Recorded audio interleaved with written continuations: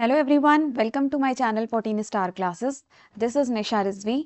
तो जैसा कि आप सब जानते हैं कि हम लोग डिफरेंट जो थिंकर्स थे उनकी फ़िलॉसफी एजुकेशन के लिए या टीचर्स के लिए या करिकुलम के लिए क्या थी उसको हम लोग पढ़ रहे थे। तो आज हम लोग प्लेटो के बारे में पढ़ेंगे कि इनकी क्या थिंकिंग थी, क्या फ़िलॉसफी थी एजुकेशन वगैरह को लेकर के। ठीक है, तो इससे पहले भी कई थिंकर्स की क्लासेस को हमने पढ़ा दिया है। अगर आप इस चैनल पे न्यू हैं तो हम प्लेलिस्ट इसके डिस्क्रिप्शन बॉक्स में डाल देंगे, आप ज़रूर से देख लीजिएगा। और साथ में हम टेलीग्राम चैनल का भी लिंक डिस्क्रिप्शन बॉक्स में डाल देंगे, जहाँ से आपको नोट्स ईजिली अवेलेबल हो जाएगी। ठीक है, तो जैसे कि अगर हम जाने कि प्लेटो का इंट्रोडक्शन, ठीक है, तो प्लेटो जो थे वो एक ग्रेटेस्ट फिलोसफर्स थे एंशिएंट ग्रीस के। ठीक है, स्टूडेंट के तौर पे किसके? सुकरात, जिनको हम लोग कहते हैं। ठीक है, और टीचर इनके कौन थे? एरिस्टोटल।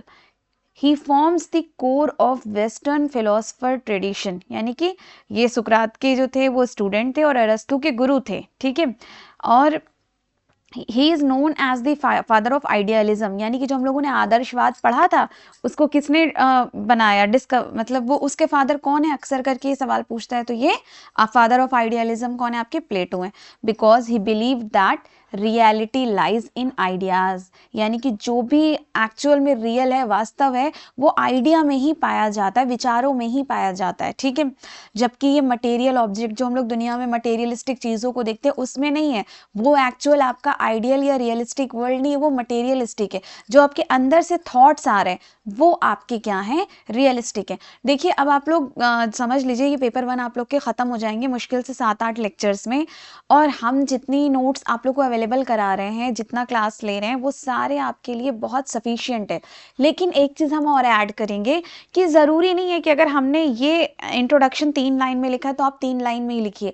आप जैसे भी हमने डिफाइन किया ना कि इनका ये था कि मटेरियलिस्टिक वर्ल्ड नहीं होता, एक्चुअल में जो इंसान के अंदर से रियलिटी निकलती है, जो थॉट्स निकलते हैं, ये ही मतलब इनको लगता था कि यही रियलिस्टिक वर्ल्ड है। ठीक है, तो आप इसको और जितना डिफाइन कर सकते हैं करिए। ठीक है, क्योंकि एक चीज़ याद रखिए कि एग्जाम में, बीएड में स्पेशली, आप जितना डिफाइन करेंगे उतने मार्क्स को आप अचीव करेंगे। ठीक है, नेक्स्ट क्लास में हम लोग अभी ये क्वेश्चन पेपर को सॉरी, जो हम लास्ट लेक्चर में ही हमने कहा था कि हम उसको शेयर करेंगे, बट थोड़े से पर्सनल इश्यूज़ की वजह से हम कंटिन्यू कर नहीं पाए। लेकिन इस क्लास के बाद रूसो की क्लास हम लेंगे। रूसो फिलोसफर, वो भी one of the most important philosopher है जो आपके एग्जाम के पॉइंट ऑफ व्यू से इंपॉर्टेंट है। और उसके बाद हम एक क्वेश्चन पेपर 2025 या 24 का हम डिस्कस करेंगे, और उसमें इवन बताएंगे भी कि आंसर राइटिंग कैसे करनी। और हमारी जो मिस्टेक हुई थी फर्स्ट सेमेस्टर में बीएड के एग्जाम में आंसर राइटिंग में, वो भी आपसे अपना एक्सपीरियंस शेयर करेंगे, जिससे आपको पता चल सकेगा कि क्या आपको एग्जाम में करना और क्या गलती नहीं करनी है। ठीक है, तो अब इनके जीवन परिचय की बात करें, लाइफ स्केच की बात करें, तो ये 427 BCE, ठीक है, यानी कि बिफोर क्राइस्ट डेज। ठीक है, इसमें कहाँ पे हुए थे? एथेंस में, इन एन एरिस्टोक्रेटिक फैमिली। ठीक है, यानी कि प्रतिष्ठित परिवार में हुए थे। इनिशियली इंक्लाइंड टूवर्ड्स पॉलिटिक्स, यानी कि स्टार्टिंग में क्या हुआ था? ये राजनीति में जाना चाहते थे। He abandoned political ambitions after the execution of Socrates, यानी कि जब, लेकिन ये सुकरात के इन्फ्लुएंस में आए तो इन्होंने अबेंडन किया, डिनाई कर दिया अपने एम्बिशन को पॉलिटिकल व्यू की तरफ।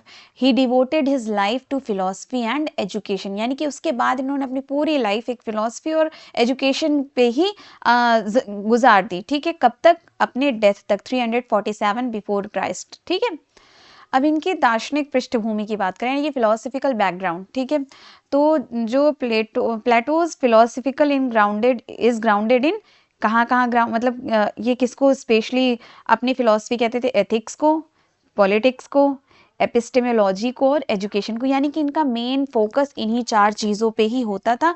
ये मटेरियलिस्टिक वर्ल्ड को बिल्कुल भी प्रेफरेंस नहीं देते थे। ये सारी चीज़ें आप इसमें खुद से ऐड करके चीज़ों को डिटेल में एक्सप्लेन कर सकते हैं एग्जाम में। ही रीडिफाइन कॉन्सेप्ट ऑफ ट्रुथ, यानी कि उन्होंने वापस से ट्रुथ को, जस्टिस को, वर्च्यू को, आइडियल सोसाइटी को एक सिस्टमेटिक वे में दोबारा से रिप्रेजेंट किया। ठीक है, फादर ऑफ आइडियलिज्म थे, ठीक है। तो ये idealism assets the ultimate reality exist in ideas, यानी कि आइडियलिज्म ने क्या कहा था कि वास्तविकता जो आखिरकार होती है वो किस में होती है, विचारों में होती है, ठीक है। प्लेटो के अकॉर्डिंग क्या है, material world is constantly changing and hence unreal, यानी कि जो भी ये मटेरियलिस्टिक वर्ल्ड है ये चेंज होता रहेगा। आप देखिए अभी कोई चीज़ का फैशन चल रहा है, ठीक है, मान लीजिए कपड़ों में आपने किसी एक चीज़ का ट्रेंड चला, फैशन चला, ठीक है, कुछ टाइम बाद वो क्या है, वो एक मटेरियलिस्टिक वर्ल्ड है ना। हम कपड़ों पे तवज्जो क्यों दें, हम अपनी एजुकेशन पे इतना तवज्जो दे दें कि अगर हम हज़ारों के बीच में भी खड़े हों तो हम एक अलग से चमकते दिखाई दें।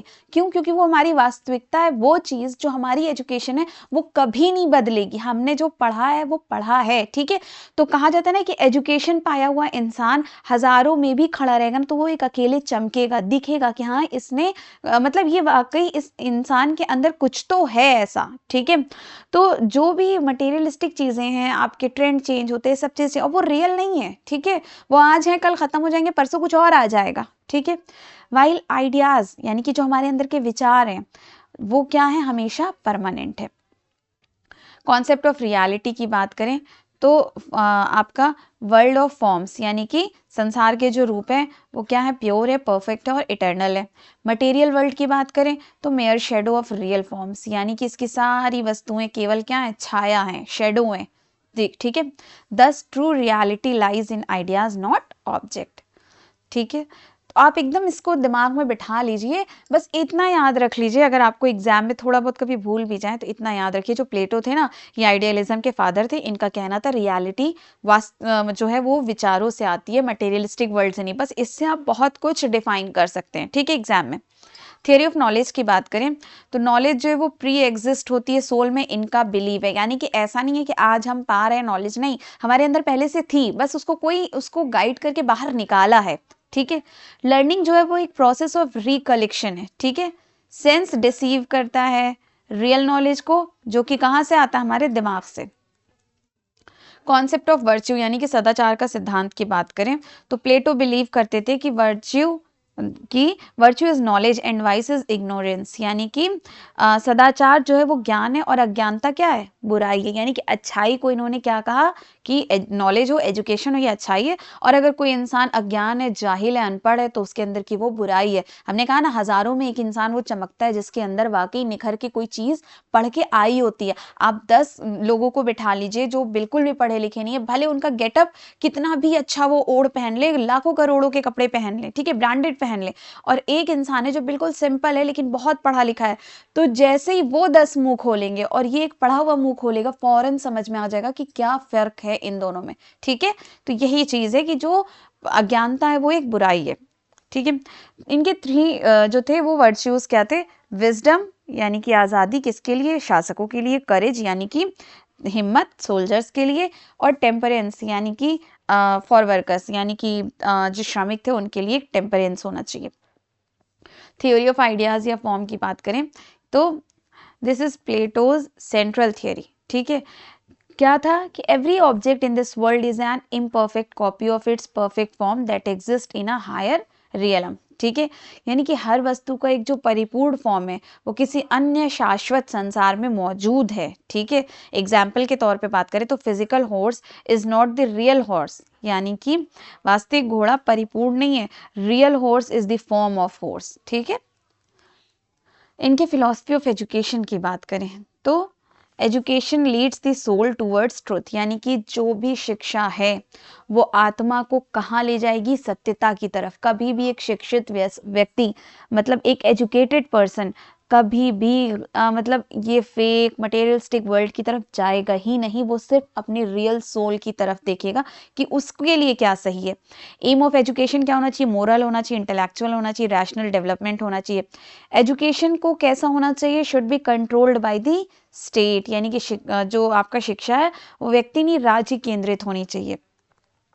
एम्स क्या है, सोल का डेवलपमेंट हो, मोरल वैल्यूज का डेवलपमेंट हो, इंटेलेक्चुअल और रैशनल डेवलपमेंट हो, यानी कि आदर्श मतलब बुद्धि और तर्क शक्ति का विकास हो। आइडियल सिटीजन्स यानी कि आदर्श सिटीजन बनाए, स्टेट के लिए सर्विस करें, ठीक है। अब पाठ्यक्रम की दृष्टि से बात करें तो Plato's curriculum was based on age और एबिलिटी। ये नहीं था कि आप 4 साल के भी बच्चे को वही पढ़ा रहे, 10 साल के भी बच्चे, ये एज और एबिलिटी के हिसाब से पढ़ाते थे, ठीक है। इनके जो मेजर सब्जेक्ट्स थे वो music, gymnastic, poetry, mathematics, geometry, astronomy और डायलेक्टिक्स। इनके शिक्षा के 3 चरण थे। क्या क्या थे? पहला जो आपके इनिशियल था वो 0 से 18 ईयर्स के लिए था। इसमें ये सिर्फ music, dance, physical training. 18 to 20 दूसरा था जिसमें वो स्ट्रेंथ, करेज और डिसिप्लिन सिखाते थे। और 20 टू 35 था जिसमें वो mathematics, dialectics, philosophy for philosopher Kings के लिए। शिक्षण विधियाँ क्या क्या थी? सोक्रेटिक मेथड था, क्वेश्चन आंसर मेथड था, डायलेक्टिकल मेथड था और लिमिटेशन मेथड था। आदर्श राज्य की जो इनकी अवधारणा थी, तो ये क्या था कि 3 क्लासेस थे, रूलर, गार्जियंस, प्रोसीजर, ठीक है। राज्य में 3 वर्ग होना चाहिए, ठीक है, न्याय पे आधारित होना चाहिए। Philosopher king is the ideal ruler, यानी कि जो दार्शनिक राजा है वो सर्वोत्तम शासक होता था। एजुकेशन और स्टेट की बात करें तो education must be state controlled, यानी कि राज्य केंद्रित होनी चाहिए। स्टेट आइडेंटिफाइज, क्या आइडेंटिफाई करना चाहिए? टैलेंट, और असाइन करना चाहिए हर एक को उसके अप्रोप्रिएट सोशल क्लासेस के हिसाब से, ठीक है। समाज का वर्गीकरण ने पहला इन्होंने रूलर्स के लिए किया, यानी कि बुद्धिमान के लिए, दूसरा गार्जियन के लिए और तीसरा प्रोड्यूसर्स के लिए, अभी ऊपर हम लोगों ने पढ़ा, ठीक है। आदर्श शिक्षक कैसा होना चाहिए? जिसकी मोरल वैल्यूज हाई हो, डिसिप्लिन में स्ट्रिक्ट हो, मास्टरी ऑफ नॉलेज हो, ability to identify student potentials. Discipline कैसा होना चाहिए? डिसिप्लिन एसेंशियल होना चाहिए कैरेक्टर और मोरल डेवलपमेंट के लिए। विमेन एजुकेशन पे इन्होंने क्या कहा? Plato advocate equal education for men and women. इन्होंने कहा जो मेन के लिए होना चाहिए वही विमेन के लिए भी एजुकेशन होना चाहिए, जो कि हाईली प्रोग्रेसिव आइडिया था, ठीक है। क्रिटिसिज्म क्या था प्लेटो का? कि टू मच स्टेट कंट्रोल हो, इनकी जो फिलॉसफी में था। इंडिविजुअल फ्रीडम, आइडियलिज्म, अनरियलिस्टिक और rigid class division. Relevance in modern की बात करें तो मोरल एजुकेशन, यानी कि आधुनिक शिक्षा में प्रासंगिकता क्या था इनका?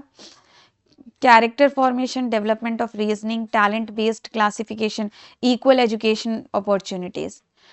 इनका एक था ट्रिपार्टाइट थियोरी ऑफ सोल। इसमें क्या था? 3 थे, रैशनल, स्पिरिटेड, एपिटेटिव।